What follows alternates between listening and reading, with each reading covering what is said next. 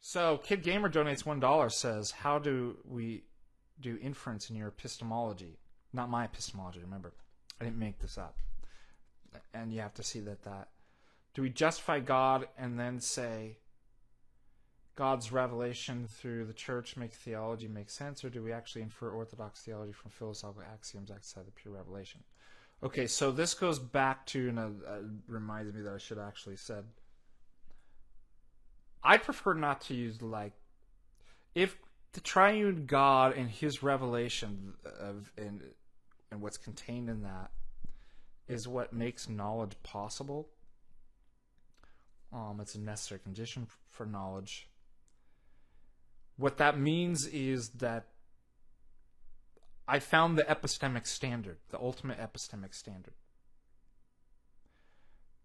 That means there's not some separate standard by which, well, how do I judge that that's actually true?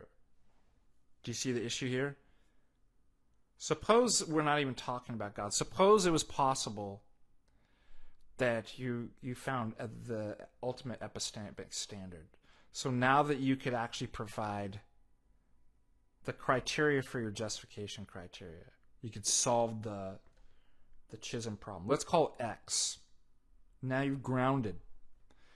Right? Now I can make the inferences and I can do these various things, right? And then and you say, well, how did I find that? And you said, the impossibility to the contrary, right? Meaning, no other way can actually do that. If it's the only way, if it's an either or, right, and the others don't work, then that's the only one that you have to go by. Then somebody says, yeah, but how do you know that? How do you judge that that's the ultimate epistemic standard? When the X is the ultimate epistemic standard by which you judge, wouldn't you think that they're missing something? It's like, well, there is no, if it's an ultimate epistemic standard, if it's primary, then if I appeal to something else, it's not ultimate, is it? Which just gets us back into everything that we've been doing tonight, that like, well, then how do I know that that's a standard? So that's what I mean. And then that leads to nowhere. I can't go anywhere. I can never provide the justification. So that's why it was the impossibility of the contrary. It's either this or it's nothing. Okay? And if I assert anything else, then I'm pretending that I have actually established what I can't do, or there's something above the ultimate epistemic standard, in which case it's not. It's not ultimate. It's not primary. So to respond back to, do we justify God? No, we don't. Is it circular? Because I would say that no, the triune God of orthodoxy is the justification for our justification criteria. We got it. And we didn't do it. He gave it to us because that was the only way to do it. So if we say, yeah, but how do we know that? Then we've returned back to the same problem. We have to go through the same arguments again. It's like you're missing something. It's like you're not in a position to know. And there can't be something higher than the ultimate epistemic standard. And if that's arrived by, that's the only option, then we have no objections that there is anything else. In other words, in order to justify anything, we have to have the justification, the ultimate criteria for the justification for our justification criteria. So what I would rather, so then somebody says, well, isn't that viciously circular? Well, no, because God, the problem wasn't circularity itself, it was the nature of the things involved, and this is categorically something different.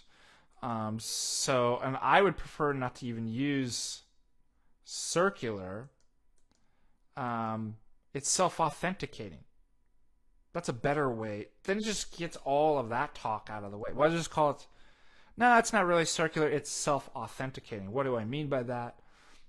There is no other standard by which we authenticate that God is the criteria for one's justification criteria, that God is the necessary conditions for the possibility of knowledge, because it is the criteria. And therefore, us even knowing that it's the criteria is self-authenticating and revealing that about itself.